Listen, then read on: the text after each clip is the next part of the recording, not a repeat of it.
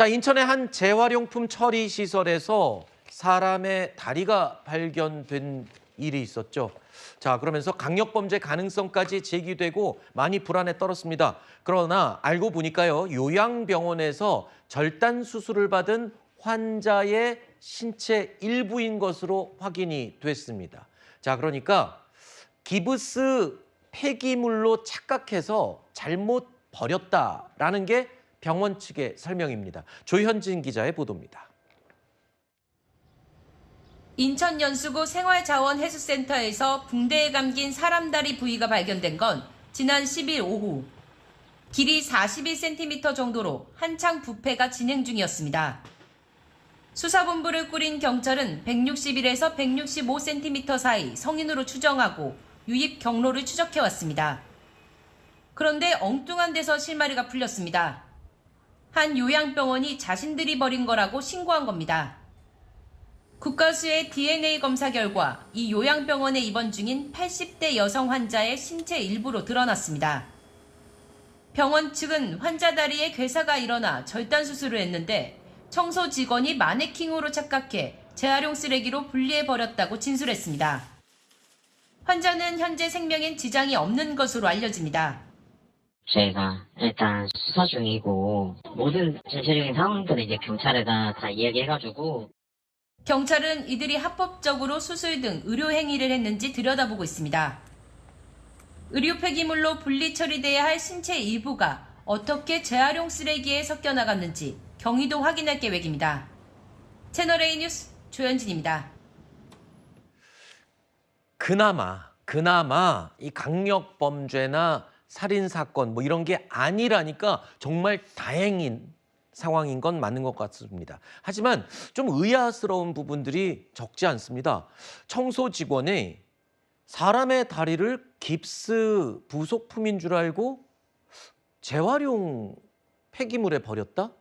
뭐 이런 설명들은 글쎄요, 상식적으로 좀 납득이 안 가는 부분도 있어요. 그렇습니다. 일반 병원이라면 사실 이런 일이 발생한다라는 것을 상상하기 어려운 일이거든요. 그렇죠. 우리 폐기물 관리법상에 따르더라도 저런 만약에 의료 폐기물이 발생하게 되면 격리의료 폐기물 또는 조직물류 폐기물로 따로 분류를 해야 되고요. 네. 따로 다루어야 되는 이 비닐 봉투도 따로 있습니다. 네. 그런데 병원에서 이러한 전문 지식을 알고 있을 것이고 모르지 않았을 텐데 이렇게 단순히 직원이 실수할 수 있을 정도로 석고인 줄 알 정도로 관리가 허술했다라는 부분은 문제로 제기될 수밖에 없습니다. 또 한 가지 이게요. 이 병원 측에서 경찰에 와서 자수를 하면서 우리 병원에서 이런 일이 있었습니다라고 알리면서 이제 전모가 확 드러났거든요. 그런데 병원 측에서는 이렇게 설명합니다. 이 환자의 다리가 이미 괴사가 많이 진행된 상태에서 요양병원으로 들어왔고 받아주는 대형 병원이 없다 보니까 우리 병원에서 입원 후에 환자와 가족들의 요청도 있었기 때문에 이 괴사된 다리 제거하는 이 과정을 거쳤다라고 했는데 이게 수술실이 없는 병원에서 이렇게 진행했다라는 게 혹시 문제가 되지는 않냐는 지적도 있었거든요. 그렇습니다. 그렇기 때문에 지금 경찰도 그렇고 의료기관 단체에서도 의료법 위반 혐의에 대해서 지금 검토해보겠다라고 하고 있는 상황입니다. 왜냐하면 당시에 손 쓸 수도 없는 정도로 괴사가 발생했고 네. 물론 뭐 마취가 필요 없을 정도였다라고 지금 이야기가 되고 있는데요. 병원의 경우에도 아무 개인 병원에서나 수술이라든지 그렇죠. 이런 것들이 다 무한정 허용된다라고 볼 수는 없는 측면이 있기 때문에 저 요양병원에서 수술실이 아닌 병실에서 네. 이러한 의료 행위를 한 부분이 혹시나 의료법에 저촉되는 부분은 있는지 경찰이 검토하고 있는 상황입니다. 네, 알겠습니다. 범죄자들의 속마음을 파헤쳐보시는 범죄 프로파일러 배상훈 반장님과 함께하는 돌직구 강력반 시작하겠습니다. 반장님 어서 오세요. 안녕하세요. 자, 첫 번째 강력 사건부터 바로 시작하겠습니다. 뉴스 속보도 지금 많이 들어오고 있습니다. 첫 번째 사건의 단서는 이겁니다. 이 재활용 인천 재활용장에서 발견된 사람의 다리 그 사건과 관련된 조금 전 경찰의 브리핑도 있었습니다. 자, 일단 어떤 사건이 있는지부터 좀 한번 다시 짚어보겠습니다. 인천에서 발견된 훼손 신체 대대적 수사를 벌였는데 붕대에 감겨진 사람 다리가 발견된 거죠. 경찰이 대대적인 수사에 나섰습니다.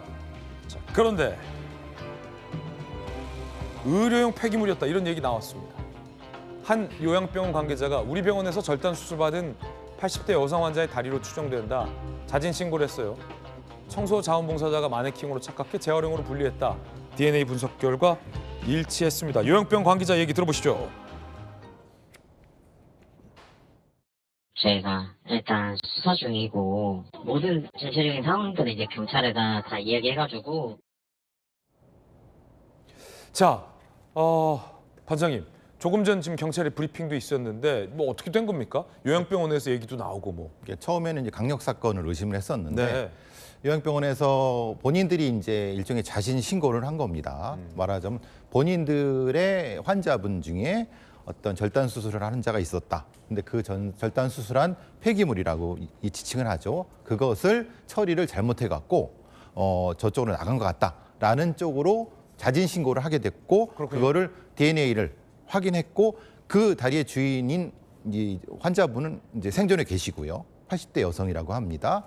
그래서 강력 사건은 아닌데 이제 문제는 요양병원에서 아니 어떻게 이렇게 허술하게 엉망으로 이런 논란이 있어갖고 그걸 경찰이 다른 관점에서 뭐 의료법 위반이라든가 폐기물 관리법 위반으로 지금 수사가 진행하려고 하는 상계입니다. 그렇군요. 자, 지금 경찰의 조금 전 브리핑 내용 저희가 뉴스 속보로 지금 보도해드리고 있는데 경찰에 따르면 내부의 청소 자원봉사자가 착각해서 재활용으로 분리 배출했다. 이 사람의 신체 일부를요.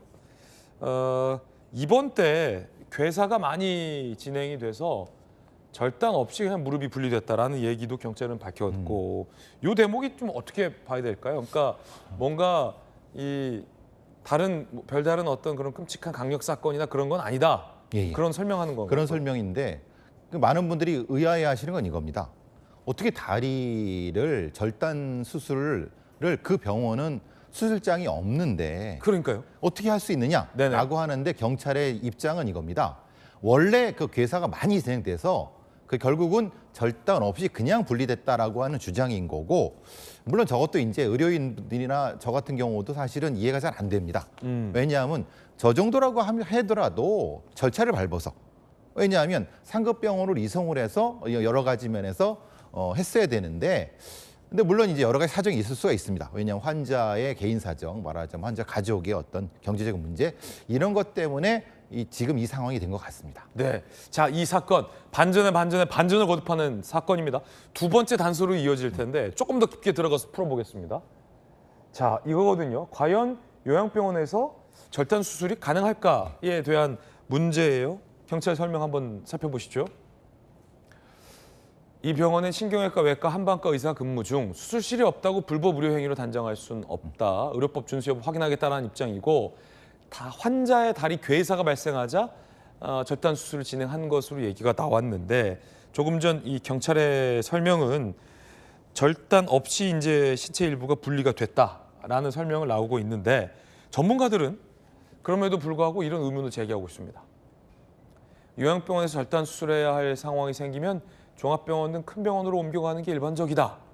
또 다른 전문가, 수술실이 없는 요양병원에서 절단 수술했다는 건 비상식적이다. 또 다른 전문가, 어떻게 수술을 진행했는지 의문, 폐기 과정도 상식적으로 납득 어렵다. 이런 전문가들의 지적, 반장님 어떻게 보십니까? 이거 타당한 지적이죠. 네. 저도 이제 병원에서 근무한 적이 있는데 보통 이제 이런 형태의 폐기물이라고 하는 어떤 인체 조직 같은 경우는 감염 여부의 문제가 생길 수 있기 때문에 엄격하게 전문 업체를 통해서 폐기를 해야 됩니다. 그걸 안 하면은 법 위반이기 때문에 그런 거고요.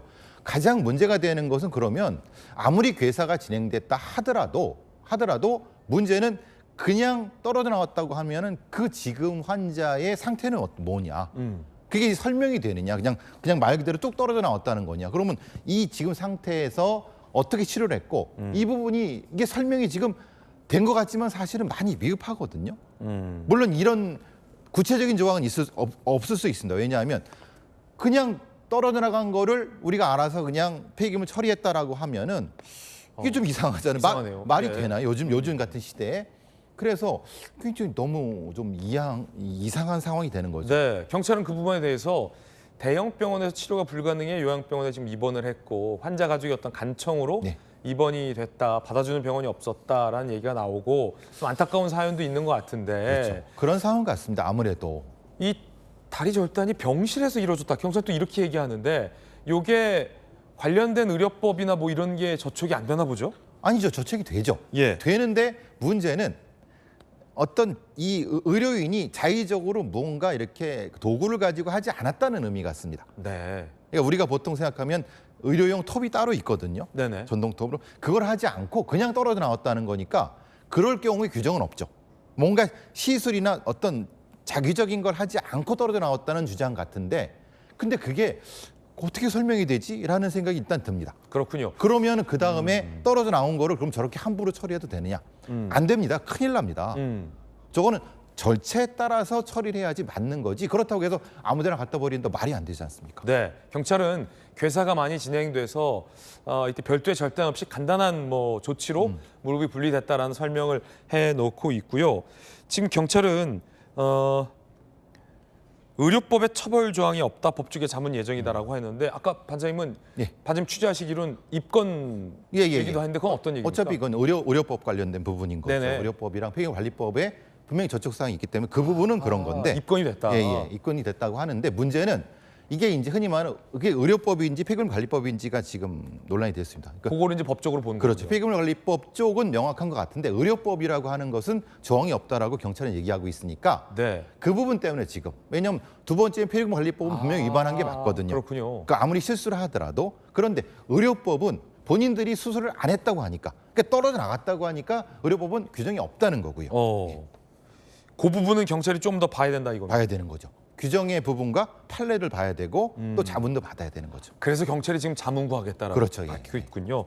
아, 이제 배상훈 반장님 설명을 들으니까 지금 경찰 브리핑이 다 이해가 됩니다. 이 사건 조금 더 경과가 나면 저희가 전해드리겠습니다.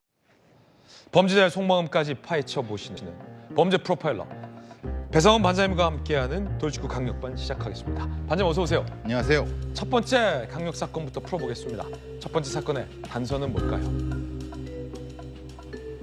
자, 송도 생활 폐기문 재활용 센터인데 그리고 재활용 차량이죠. 이게 단서입니다.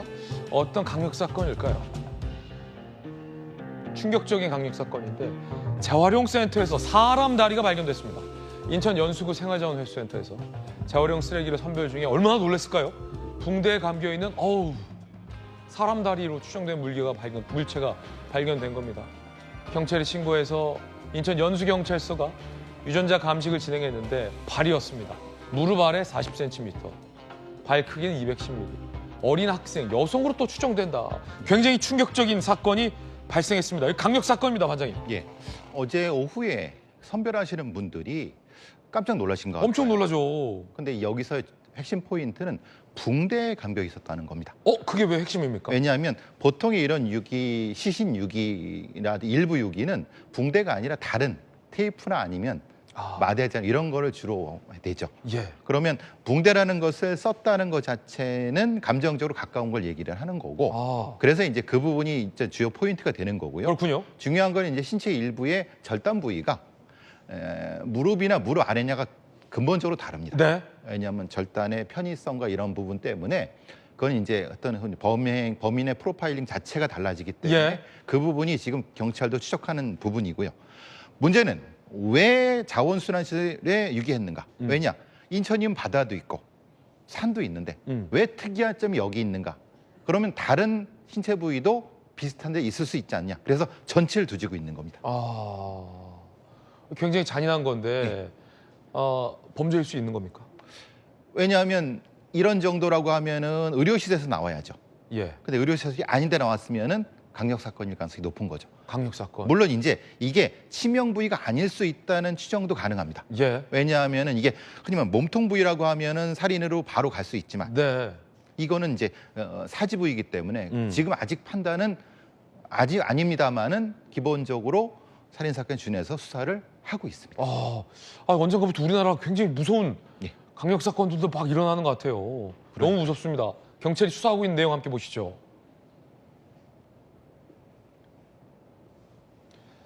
자, 지금 수사본부에서는 범죄 연관성 피해자 신원 파악에 주력하고 있습니다. 누군지 피해자가 장기 결석 아동 현황 확인을 요청했어요. 인근 지역에. 그리고 연수구 중구 재활용품 수거 지역인데 여기서 이제 수거가 된 모양이죠. 쓰레기가. 예, 예. 탐문 수사 CCTV 분석. 그러니까 투트랙으로 지금 경찰이 수사를 예. 잘 진행하고 있고요. 경찰 관계자는 현재까지 피해자 신원이 불분명하여 여러 가능성을 열어두고 수사할 방침이다. 근데 금방 특정될 것 같기도 한데 반장님.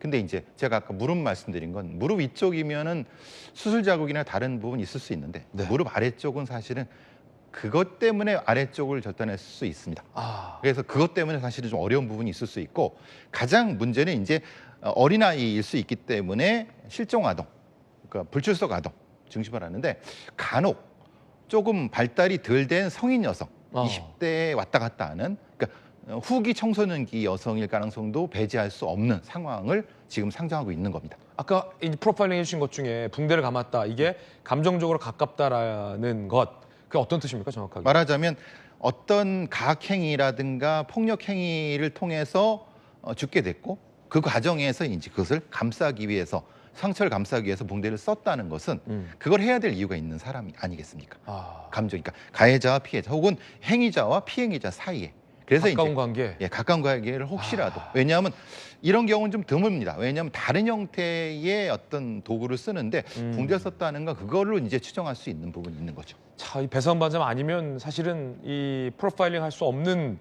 그런 사실들을 오늘 많이 좀 듣습니다. 어쨌든 이 피해자의 신원도 좀 빨리 파악이 됐고 예, 예. 이 사건의 전말이 조금 더 파헤쳐야겠습니다. 끔찍한 사건입니다.